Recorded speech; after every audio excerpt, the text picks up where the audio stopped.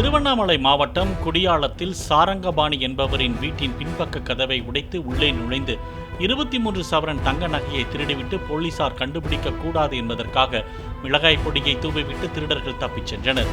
திருடர்கள் திருட வந்தபோது தடுத்து நிறுத்த முயன்ற சாரங்கபாணியின் சகோதரர் முகத்தில் துணியை வைத்து அழுத்தி தாக்குதல் நடத்தி மயங்க வைத்ததாக தெரிவித்தனர்.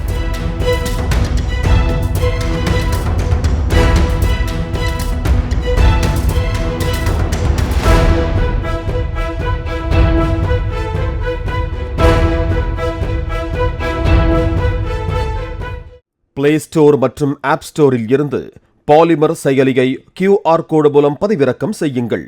செய்திகளை உடனுக்குடன் பெறுங்கள்.